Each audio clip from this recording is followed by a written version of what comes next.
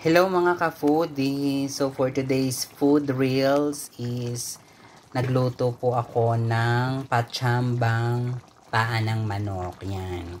Chicken paa ng manok. Yan. Hirita pala ng manok. Yan. So yan ay parang kaldereta na mahinang apoy lamang. Iyan everyone. Diba? Bahala na kayo dyan kung anong luto iyan. Basta dito sa Jerusalem, kung ano-ano na lang ang aking ipinagluluto. Pero yan ay masarap.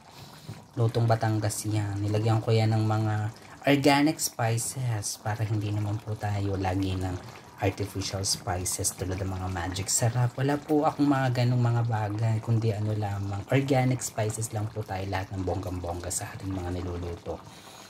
Yan. Maya-maya, ito yung niluto ko lang sa mahinang apoy at ayaw ko na yung pabigla-biglang luto, yung malakas ang apoy. Dahil yan ay aking dinifrost ng bongga, tapos yan ay sa mahinang apoy lamang. Nilagyan ko ng konti lamang na patatas pampalapot. Yan everyone. 'Di ba?